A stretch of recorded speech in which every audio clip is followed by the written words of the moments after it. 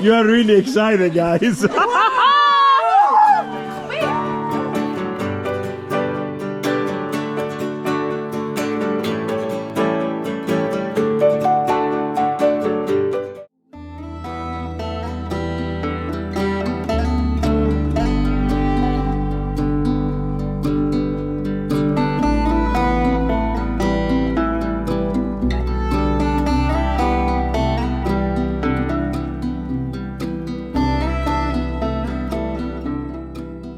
Go inside the castle to see how's the preparation for the dance tonight. We're gonna see what Sarah and Emma they're up to.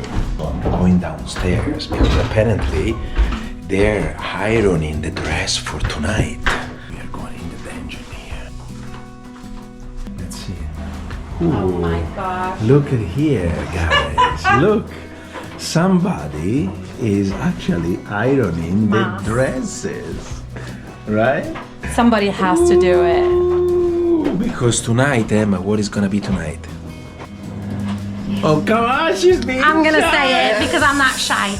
It's the first Worldschooling Prom. I'll show you guys. See, here in the dungeon of this castle the magic is happening. Mommy, she never iron anything. Never. But I do it for my kids. And she do it because they're doing this thing tonight. Can you imagine that? All the teens tonight are gonna be having this prom. I'm gonna go dance too. Yeah, Mas is going like this. And also the little kids are gonna go, but they're gonna have a little mini prom before. So Luca is gonna get on the dance floor as well. No, Luca has all the dress. It's gonna be the whole dress up. You're gonna see it. I think tonight is gonna storm everything out. On the weather is gonna go crazy because Sarah is ironing. I'm gonna show you the preparation going on for this prom. Let's go.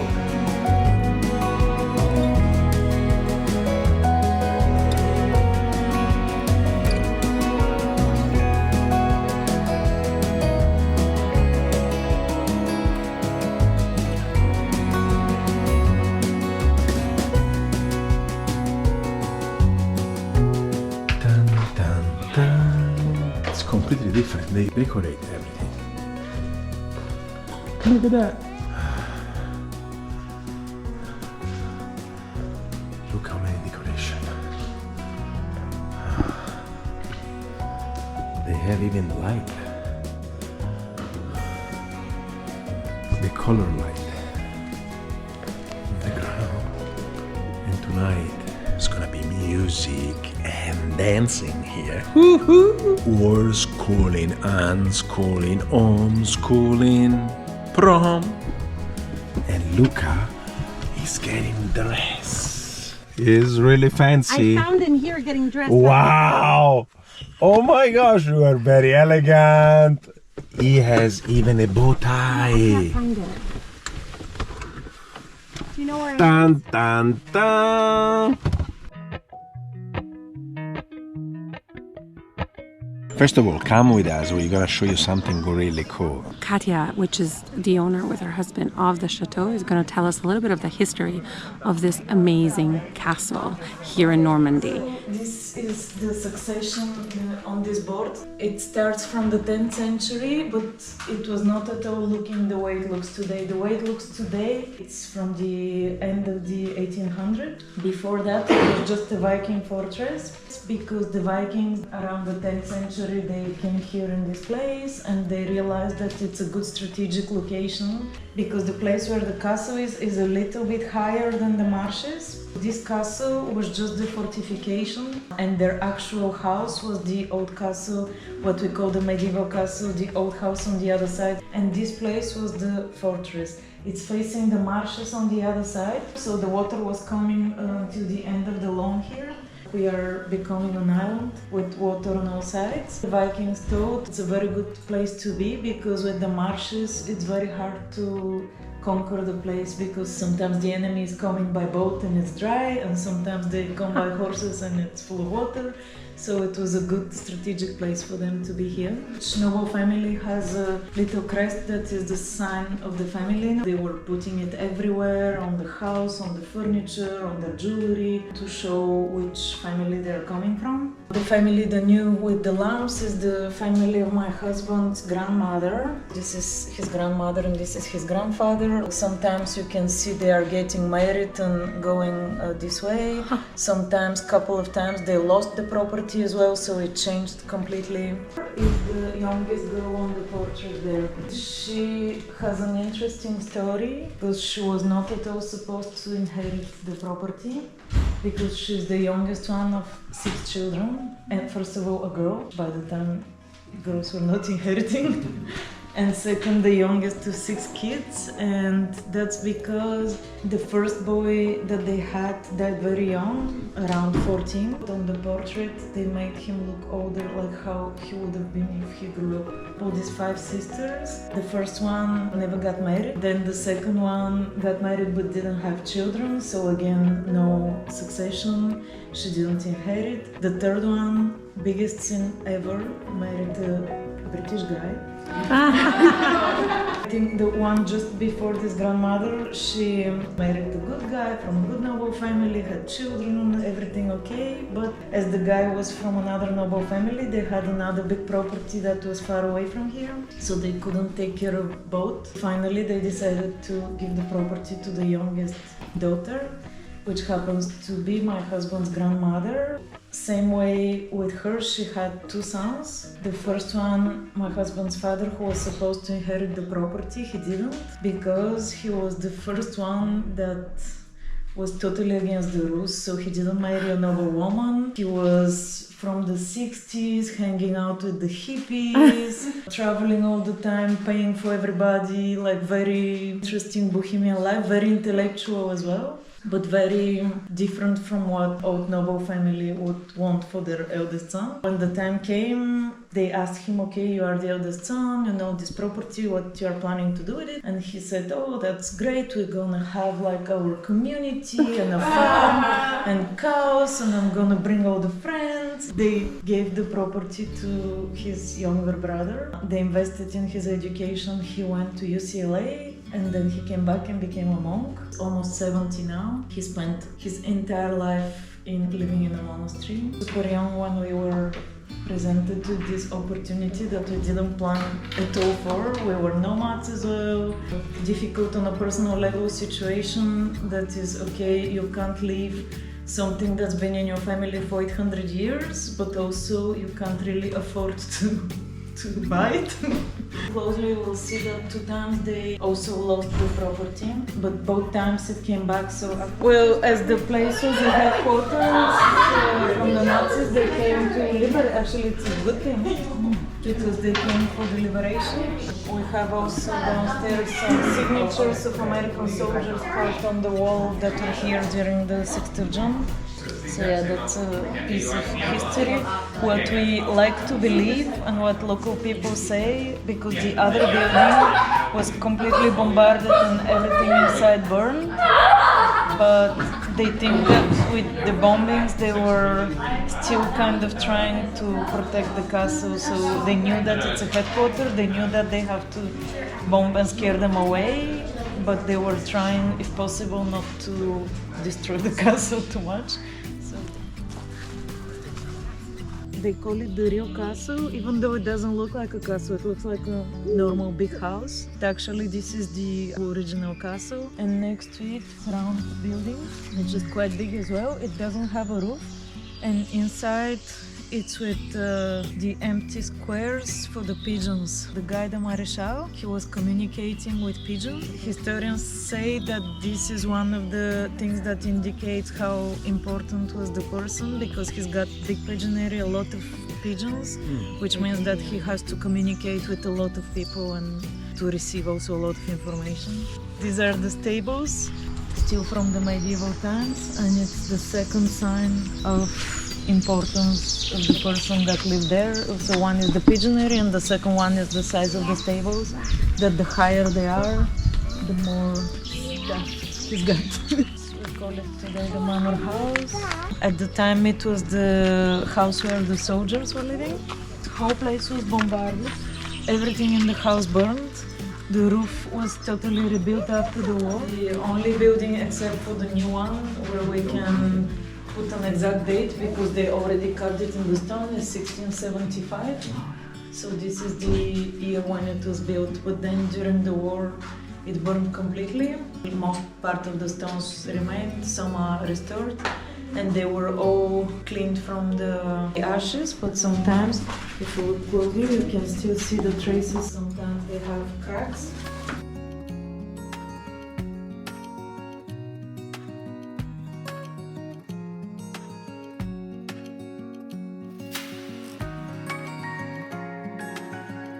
The chapel is the most important place in the property, not because it's a chapel, but because it has been designed by Mansart. And unfortunately, it's empty inside because it was bombed. Obviously, the beautiful glasses with the art on it and the roof was totally destroyed, but the front part remained. It's another thing actually that is quite impressive, how things built in the past were made to last. Yeah. So if you go outside, there is many paths that you can pick to go around. Now you're gonna see a lot of people here, but all around the property there is a huge field. And what you can do, you can actually go around and explore by yourself in the woods like we are doing right now. Currently, the chateau is a co-living space, which means that there's more people living together. They share the kitchen, and So there is animal too. There's animals too. Okay. and The other day, a horse came out from his... the cows too. And the cows there. too, and they were in the middle of the road where the car is coming in. Anyway, Just go around. This co-living space for people and animals there's part of the apartments or bedrooms are in the castle and the other part are in the manor. In the manor, they actually have some apartments with the kitchen, but in the castle, it's bedrooms with shared or single bathrooms. And they share the living area, the dining room, and the kitchen. Since it's a co-living place, they also have a co-working space and work. And the Wi-Fi is really good. And some of the families this week have to work, and they can do it from... Seriously? Come on, it's cool. Otherwise, it's boring. So they can do it you from do a their different room. perspective. So they can do it from their room or from the co-working space. For us this week, there's going to be something special, which is a prom. First Worldschooling Prom. And it's going to be in the co-working space. It's not for us. No, She it's said for our kids. It's for our kids.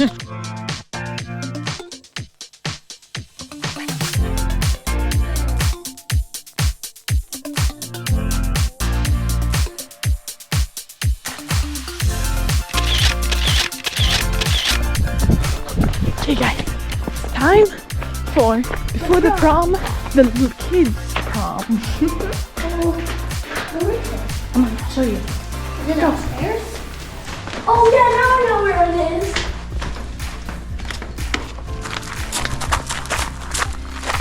It's in there.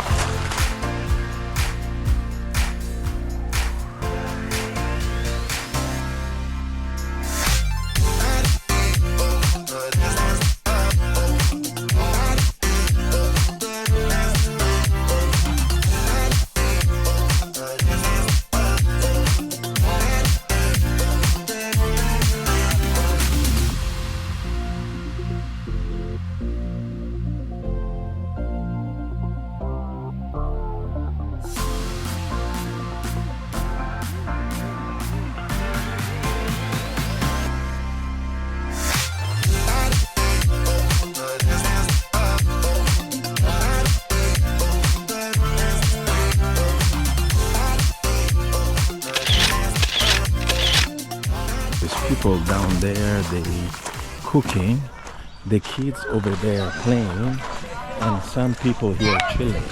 Woohoo! So the hairdressing and makeup. It's just pins. So. Okay. Okay. Yeah? I can't unsee the camera now. No. And after, we're gonna have a bonfire too tonight. The adults, they have to wait till the kids finish. Wow, like figuring out how to cook well for everybody. I think nice. Oh yeah. The boys need. What? It's time to get dressed. It's 7 o'clock and it's almost time for prom. And Cosimo is right there. They're gonna get ready. It's so exciting. Are you excited? We're gonna get dressed and we'll show you how fancy they are. It's not true. Only mom is excited. The kids, they don't want to do it. Me neither. Stop! Here's Emma. What? She's getting dressed Wait, now. why are you We're all gonna go and film her getting. I'm joking. We'll see you in a few minutes. Here they are. Look at her.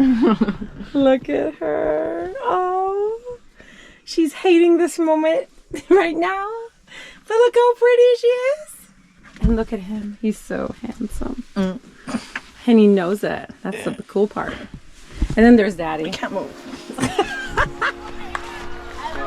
Picture time! Look at that. Woohoo! It's 1, 2, 3. Woo!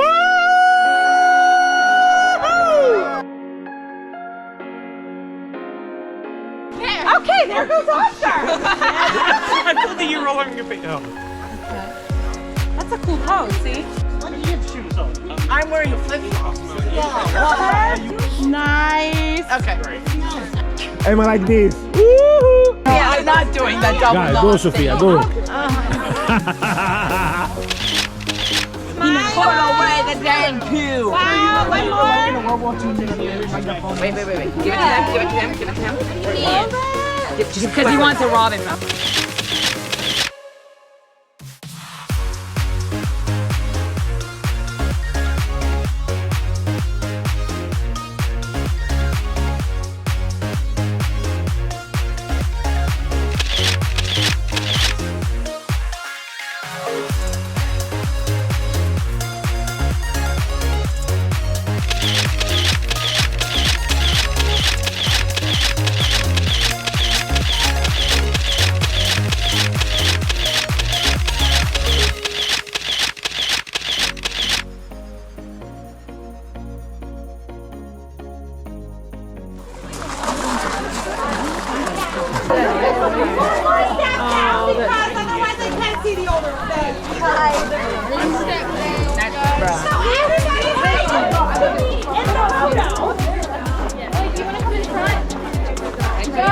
You need to see everybody.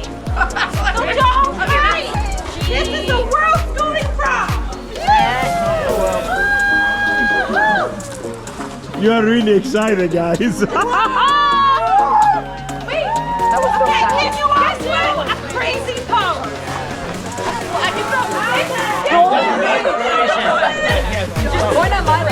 I just did my be real.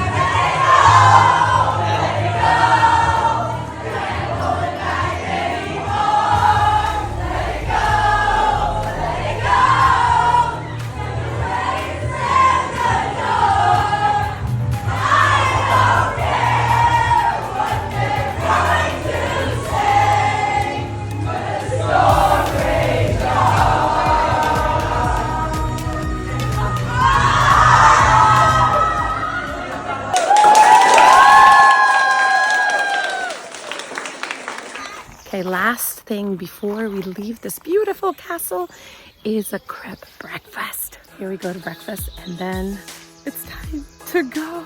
It's been... Next stop? But a new adventure is starting. Yes. So it's setting, but it's the same time, it's exciting. So keep on following. New country.